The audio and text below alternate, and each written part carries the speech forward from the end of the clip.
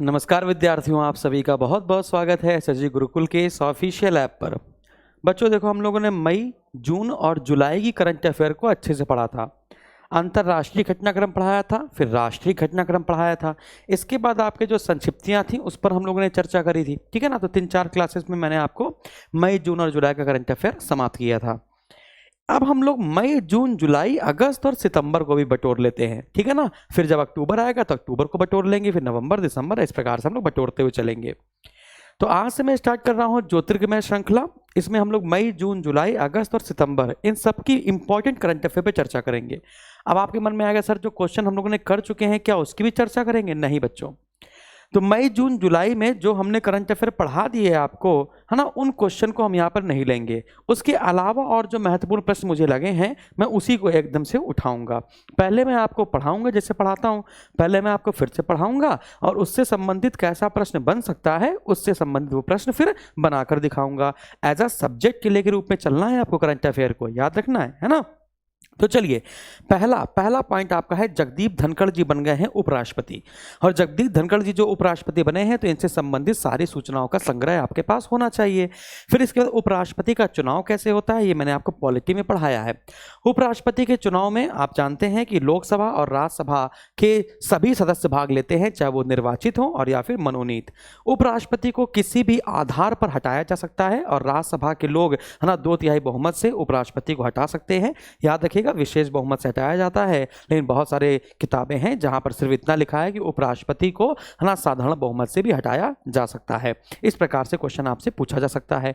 तो जगदीप धनखड़ जी उपराष्ट्रपति निर्वाचित हो गए हैं, इनका क्रम है 14वां। अब यहां पर एक क्वेश्चन आपसे पूछा जाता है कि राजस्थान से, है ना, जगदीप धनखड़ जी किस नंबर के उपराष्ट्रपति बने हैं, यानी कि इसके पहले कोई ऐसा व्यक्ति राजस्थान का रहा होगा जो उपराष्ट्रपति रहा होगा। तो आप कहेंगे भैरव सिंह शेखावत उपराष्ट्रपति तो बने लेकिन राष्ट्रपति नहीं बन पाए। तो चलिए पूरी बात जानकारी इनकी हम लोग ले लेते हैं।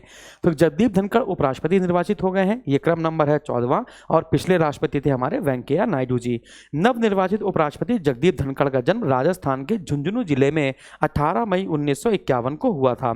वर्ष 1989 में वे पहली बार झुंझुनू से लोकसभा सांसद बने। 2019 में उन्हें पश्चिम बंगाल का राज्यपाल बनाया गया। जगदीप धनखड़ भैरव सिंह शेखावत के बाद राजस्थान के उपराष्ट्रपति के रूप में दूसरे व्यक्ति हैं। विपक्ष में इन्होंने हराया है मार्गरेट अलवा जी को। और निर्वाचक मंडल में सदस्यों की संख्या 780, जिसमें से 725 सदस्यों ने मतदान में भाग लिया था। जीतने के लिए आवश्यक मत 346 चाहिए थे। जगदीप धनखड़ जी को 528 प्राप्त हो गए और मार्गरेट अलवा जी को मात्र 182 वोट। अमान्य मतों की संख्या 15 इसमें बताई गई और तृणमूल कांग्रेस ने इसमें भाग नहीं लिया था। अब यहाँ पे प्रश्न बनेगा। प्रश्न यह है, अगस्त 2022 में राष्ट्रीय जनतांत्रिक गठबंधन NDA के प्रत्याशी जगदीप धनखड़ देश के अगले उपराष्ट्रपति रूप में चुने गए। जगदीप धनखड़ देश के उपराष्ट्रपति हैं किस नंबर के? तो आप कहेंगे 14वें नंबर के। और पहले उपराष्ट्रपति थे आपके डॉक्टर सर्वपल्ली राधाकृष्णन। तो यहां तक आपको सारी बातें समझ में आ गई, बहुत अच्छे समझ में आ गया होगा कैसे प्रश्न बन सकते हैं। थ्योरेटिकल बेस पर इसको लेकर चलेंगे, क्योंकि UPSC, UPPSC, UPPSC, MPPSC, BPSC, बहुत सारे विद्यार्थी हम लोग से कनेक्टेड होते हैं, है ना। तो इसको सब लोगों पर लेकर चलेंगे। अगला प्रश्न देखेंगे, विश्व की सबसे बड़ी और मध्य प्रदेश की पहली और विश्व की सबसे बड़ी फ्लोटिंग सोलर परियोजना PPA, है ना, जो उसका फुल फॉर्म है पावर परचेज एग्रीमेंट। PPA हेतु समझौते किन के बीच में हुए हैं ये आप देख पाएंगे, NHDC, SJVN, MP, PMCL, है ना। इसका full form Madhya Pradesh power management company limited, है ना। ये कहां पर बनाया जा रहा है? मध्य प्रदेश के खंडवा जिले में नर्मदा नदी के आपके ओमकारेश्वर जलाशय पर, जिसकी क्षमता है 600 मेगावाट और ये 2 चरणों में आपकी पूरी होगी। ओमकारेश्वर फ्लोटिंग सोलर परियोजना मध्य प्रदेश की पहली और दुनिया की सबसे बड़ी फ्लोटिंग परियोजना होगी। अगर मैं बात करूं तो आप बात करेंगे तेलंगाना के रामागुंडम में, केरल में और आंध्र प्रदेश में, है ना। तेलंगाना में, आंध्र प्रदेश में, केरल में और उत्तर प्रदेश के औरैया में यानी दीपियापुर में भी आपकी फ्लोटिंग सोलर पावर योजना शुरू हो गई है। आपको पता होना चाहिए। उत्तर प्रदेश में 40 मेगावाट की है और इसके बारे में मैं आपको एक करंट अफेयर यूपी का स्पेशली बनाकर दूंगा। यह फ्लोटिंग सोलर संयंत्र खंडवा को मध्य प्रदेश का एक ऐसा मात्र जिला बना देगी जहां तीनों संयंत्र होंगे, thermal, hydel and solar. Khandwa से 4000 मेगावाट से अधिक विद्युत का उत्पादन हो सकेगा। अब क्वेश्चन देखिए, अगस्त 2022 में किस राज्य में विश्व की सबसे बड़ी फ्लोटिंग सोलर परियोजना के पहले चरण के निर्माण के लिए समझौते पर हस्ताक्षर कर दिया गया है? तो आपका आंसर आएगा मध्य प्रदेश। किस नदी पर? नर्मदा नदी पर ओमकारेश्वर परियोजना, याद रखिएगा यहाँ पर। और लागत इसकी लगभग 3000 करोड़ रुपए आ रही है।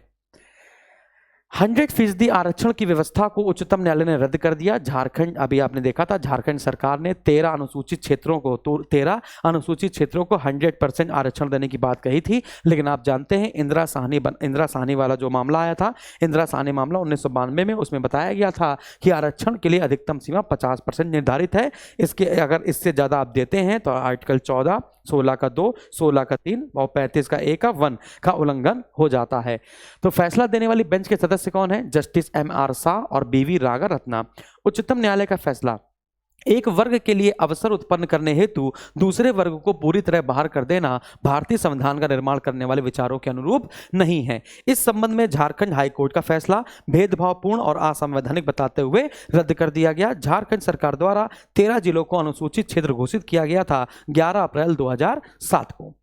अब क्वेश्चन यहाँ पूछा जाएगा, अगस्त 2022 में उच्चतम न्यायालय ने किस राज्य द्वारा प्रदत्त अनुसूचित क्षेत्रों के लिए सरकारी नौकरियों में स्थानीय लोगों को 100% आरक्षण देने की व्यवस्था रद्द कर दिया है? तो आप कहेंगे Jharkhand is the right answer.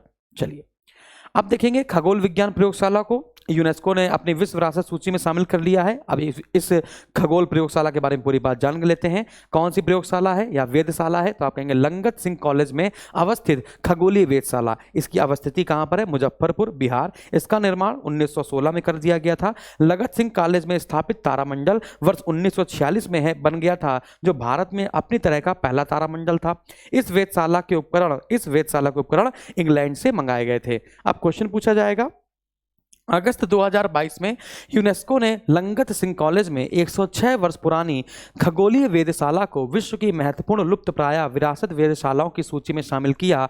लंगत Singh college किस राज्य में अवस्थित है? आप कहेंगे बिहार के मुजफ्फरपुर में। चलिए अगला प्रश्न, नमस्ते योजना। नमस्ते योजना आपने पढ़ी होगी, बहुत चर्चा में भी थी, है ना। जो सीवेज साफ करते हैं, जो सीवर रिवर साफ करते हैं, उनके लिए है। मैला ढोने की प्रथा कब समाप्त हुई थी? ये सारे प्रश्न आपके अच्छे अच्छे आयोगों में पूछे जाते हैं। आराम से समझिए, मजा आ जाएगी आपको। ये संयुक्त परियोजना किसकी है? पेयजल और स्वच्छता विभाग, सामाजिक न्याय और अधिकारिता मंत्रालय प्लस आवासीय एवं शहरी मामलों का मंत्रालय। यानी कि जो नमस्ते योजना है उसमें आपके 3 मंत्रालय होंगे। आप पेपर दे रहे होंगे तो पेपर में आपसे मंत्रालय पूछा जाता है। आपने देखा लेखपाल में तो भर भर की योजनाएं थी। देखिए, तो पेयजल और स्वच्छता विभाग, सामाजिक न्याय अधिकारिता मंत्रालय प्लस आवास एवं शहरी मामलों का मंत्रालय इस नमस्ते योजना को कार्यान्वित कर रहा है। नमस्ते का फुल फॉर्म है national action plan for mechanised sanitation ecosystem. इसका उद्देश्य है भारत में स्वच्छता कार्यों में शून्य मृत्यु जैसे परिणाम प्राप्त करना। आप देखेंगे जो सीवर लाइन फंस जाती है तो उसमें जो आदमी है वो उतर के साफ करते हैं, इसमें उनकी मृत्यु भी हो जाती है। आप मान के चलिए कि 2017 तक लगभग 932 लोगों की मृत्यु हो गई थी, जिसमें सबसे ज्यादा मृत्यु उत्तर प्रदेश में हुई थी, 500 के आसपास। चलो बताते हैं। यह योजना सुनिश्चित करेगी कि कोई भी सफाई कर्मचारी मानव मल के सीधे संपर्क में नहीं आए और सभी सीवर और सेप्टिक टैंक सफाई कर्मचारियों के पास वैकल्पिक आजीविका तक पहुंच हो। 7वीं अनुसूची के अंतर्गत स्वच्छता राज्य सूची का विषय है। बहुत महत्वपूर्ण प्रश्न है। ये भी बहुत महत्वपूर्ण है। वर्ष 1993 में मैला ढोने वालों पर रोक लगाने वाला कानून पारित किया गया था। पिछले 5 वर्षों में 17 से 21 के दौरान सीवर और सेप्टिक टैंक की सफाई के दौरान मरने वाले व्यक्तियों की संख्या 325 है, जिसमें सबसे ज्यादा 52 व्यक्ति उत्तर प्रदेश में, ये 17 तक का डाटा है। और मैंने आपको 1993 से 2017 तक बताया 500 से ज्यादा लोग सिर्फ उत्तर प्रदेश में मरे हैं। यहाँ पर 17 से 21 तक का डाटा है। वर्ष 2013 में हाथ से मैला उठाने वाले कर्मियों के नियोजन का प्रतिषेध और उनका पुनर्वास अधिनियम 2013 पारित किया गया था। बहुत महत्वपूर्ण। अब क्वेश्चन बनेगा, जुलाई 2022 में भारत में सीवर और सेप्टिक टैंक की सफाई कार्य में होने वाली मौतों की संख्या 0 पर लाने के लिए कौन सी योजना तैयार की गई है? आंसर विल बी नमस्ते योजना। अगला क्वेश्चन, एनटीपीसी की हरित ऊर्जा परियोजनाओं का लोकार्पण। तो एनटीपीसी आप जानते हैं, एनटीपीसी है ना, आपके सोलर फ्लोटिंग परियोजनाओं और जो बिजली आप देख पा रहे हैं कितनी महंगी हो गई है, तो उसको सस्ती करने के लिए सोलर फ्लोटिंग योजनाएं शुरू करी जा रही है। और उत्तर प्रदेश में जो औरैया के दिबियापुर में लगाई गई है, उससे यूनिट की संख्या 3 रुपये यूनिट हो जाएगी, मतलब बहुत सस्ती हो जाएगी। चलिए देखते हैं। तो लोकार्पणकर्ता प्रधानमंत्री नरेंद्र मोदी जी ने जहां जहां पर एनटीपीसी की योजनाओं का लोकार्पण किया है उन सभी पे चर्चा करने वाले हम लोग यहाँ पर देखेंगे। हम लोग लोकार्पणकर्ता प्रधानमंत्री नरेंद्र मोदी जी ने वीडियो कॉन्फ्रेंस के माध्यम से की थी। उज्ज्वल भारत उज्ज्वल भविष्य पावर @ 2047 कार्यक्रम के दौरान नरेंद्र मोदी जी ने कौन कौन सी लोकार्पित परियोजनाओं का उद्घाटन किया? तेलंगाना में 100 megawatt Ramagundam floating solar project, Kerala में 92 मेगावाट का कायमकुलम फ्लोटिंग सोलर प्रोजेक्ट, है ना, आंध्र प्रदेश के शेषाद्रम में भी वहां पर किया गया है, और परियोजना जिनकी आधारशिला प्रधानमंत्री द्वारा रखी गई थी। 735 मेगावाट की नोद सौर परियोजना राजस्थान में, ग्रीन हाइड्रोजन मोबिलिटी परियोजना लेह में, प्राकृतिक गैस के साथ कवास ग्रीन हाइड्रोजन सम्मिश्रण परियोजना गुजरात में। एनटीपीसी का लक्ष्य अक्षय ऊर्जा परियोजना के द्वारा वर्ष 2032 तक 60 गीगावाट नवीकरणीय ऊर्जा क्षमता हासिल करना है। एनटीपीसी द्वारा स्थापित रामागुंडम फ्लोटिंग सोलर प्रोजेक्ट अभी तक का सबसे बड़ा फ्लोटिंग सोलर प्रोजेक्ट है, अभी तक का। अभी ओमकारेश्वर शुरू हो जाएगा तो वो और भी बड़ा हो जाएगा। अभी तक का तेलंगाना का रामागुंडम है। ठीक है, अब यहाँ पे क्वेश्चन देखते हैं। जुलाई 2022 में प्रधानमंत्री नरेंद्र मोदी जी द्वारा एनटीपीसी की विभिन्न हरित परियोजनाओं का लोकार्पण किया गया। इन परियोजनाओं में कौन शामिल है? तो ए और बी आपका दोनों इज द राइट आंसर है। अगला देखते हैं, अहमदाबाद और केरल टाइम पत्रिका द्वारा जारी विश्व के महानतम स्थलों की सूची में शामिल हुआ। अब हम लोग देखेंगे कि ये अहमदाबाद क्यों शामिल हुआ और केरल को किस कैटेगरी में शामिल किया गया। तो सूची में शामिल कुल स्थल 50। भारत में कौन कौन से? अहमदाबाद और केरल। सूची में केरल क्यों? इको टूरिज्म हॉट स्पॉट के रूप में इसको वर्णित किया गया। और सूची में अहमदाबाद क्यों? उच्च शिक्षा के लिए वर्णित किया गया। तो अहमदाबाद और केरल टाइम पत्रिका में विश्व के महानतम स्थल सूची में शामिल हुआ। टोटल 50 शामिल किए गए, जिसमें भारत के 2 स्थल है, अहमदाबाद और केरल। अहमदाबाद उच्च शिक्षा के लिए और केरल जो है इको टूरिज्म हॉट स्पॉट के रूप में। लोग क्या कर देंगे? केरल सोचेंगे ज्यादा शिक्षित है तो केरल को शिक्षा में कर देंगे, गलत हो जाएगा। अहमदाबाद को उच्च शिक्षा के लिए और केरल को इको टूरिज्म हॉट स्पॉट के रूप में। आगे बढ़ेंगे तो क्वेश्चन पूछा जाएगा, जुलाई 2022 में टाइम पत्रिका द्वारा जारी विश्व के महानतम स्थलों की सूची 2022 में भारत के कौन से स्थल शामिल किए गए, है ना? तो आप कहेंगे अहमदाबाद और केरला, अहमदाबाद और केरला।